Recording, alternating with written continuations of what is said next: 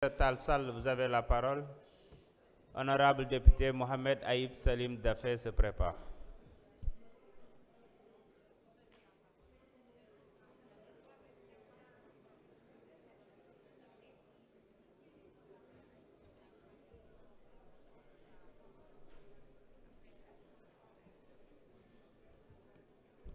Je vous remercie, Monsieur le Président.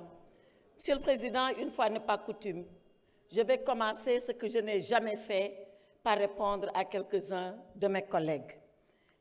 Je le dis parce que dans cet hémicycle, nous avons toujours eu des débats civilisés, des débats de très haute facture. Mais à ceux-là qui ont pensé qu'en s'attaquant à des collègues députés comme eux, ils ont fait œuvre utile, ils se trompent. Surtout que, quand on est chrétienne, qu'on est en carême, qu'on a décidé de citer la Bible, qu'on la cite correctement. La Bible dit, et exactement elle dit, que ce sont les derniers qui seront les premiers, et pas que les premiers seront les derniers. À ceux-là qui ont dit qu'ils ont un maquillage, un démaquillant, ce démaquillant, il est sale. Je les ai connus à l'étranger plus posés et plus responsables que cela. Ce n'est pas le micro qui fait la personne, ce sont les idées et le comportement qui font la personne. Cela dit, Monsieur le Président, parlons de la loi. Parlons de la loi et parlons des deux lois. De la loi du 13 mars 2024, celle-là que nous avons voulu porter au nom du peuple ici, par des députés comme vous, qui l'ont voté pour ramener le calme et la cohésion nationale ici au Sénégal. Parlons de cette loi du 13 mars 2024 qui a dit si nous sommes des Sénégalais et si nous sommes des humains, comme Nelson Mandela avait dit alors à ces geôliers de l'Afrique du Sud, à ceux-là qui avaient prôné l'apartheid, pardonnons parce que nous voulons retrouver l'humanité en nous. Et parlons de cette fameuse loi, parlons de cette fameuse proposition de loi, cette loi qui fissure la société sénégalaise, cette loi de règlement de compte. Alors, Monsieur le Président, je dis une chose, mes honorables collègues, à ceux qui veulent voter la loi, votez-la. Mais je rappelle que ceux-là qui voulaient l'abroger étaient là, à ce pupitre.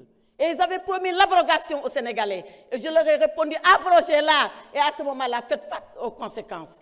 Ils ignoraient les conséquences, c'est leur problème. Nous, on savait et on connaissait les conséquences. Alors, interprétation qui n'en est pas une. Interprétation qui est une modification. D'accord. Mais nous continuerons ce combat. Il ne s'arrêtera pas ici. Et quand vous parlerez, vous, à vos militants, nous, on parlera aux Sénégalais et à l'ensemble des Sénégalais. Quand vous parlerez de votre parti PASTEF, on parlera du pays. Quand vous parlerez de vindicte, quand vous parlerez de vengeance, quand vous parlerez de rancune, on parlera de droit, on parlera de justice, on parlera de loi, parce que c'est ça, un état de droit. Et pour cet état de droit, il faut le savoir, vous n'êtes pas plus courageux que nous, vous n'êtes pas plus patriote que nous, vous n'aimez pas le Sénégal mieux que nous. On est prêts, nous aussi, à mourir. Je ne parle pas de la prison. Mais qui a peur de la prison? La prison, il y a 3 personnes qui n'iront jamais en prison. C'est le chien, excusez-moi du terme, à qui on préfère jeter la pierre quand il vous mord. C'est le lâche qui a fui avant la prison.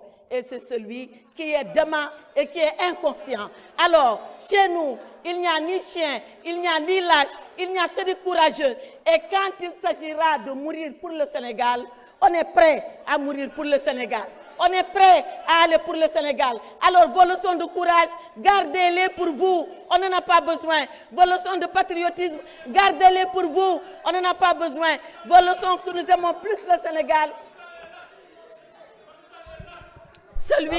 Babacar, s'il vous plaît, Babacar Ndiaye, vous n'avez pas droit à la parole. Arrêtez. La lâcheté, c'est quand on a le privilège de parler de quelqu'un qui n'est pas là et qu'on se met à dire des choses qu'on n'oserait pas dire devant lui. Babacar, voilà, si vous insistez, je vous évacue. Alors, je prends le peuple sénégalais à témoin. Arrêtez.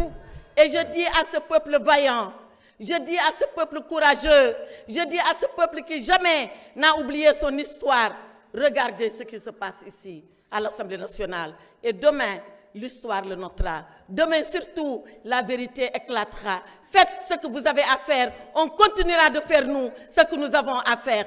Combattez et on combattra pour la vérité. Et on va se retrouver. On se retrouvera et on se retrouvera dans le vrai. Seule la lutte libère, mais seule la vérité libère. Et elle libère plus que la lutte. Et le Saint-Coran l'a dit, et je termine par là, Monsieur le Président, alayhi sallahu bihakmil hakimin. Dieu est le seul juge et Dieu jugera entre nous. Merci beaucoup, honorable. S'il vous plaît. S'il vous plaît, vous aviez eu droit à la parole. Vous aviez eu droit à la parole, on vous a écouté, laissez les autres prononcer leur discours. Honorable Ayib Daffé, vous avez la parole.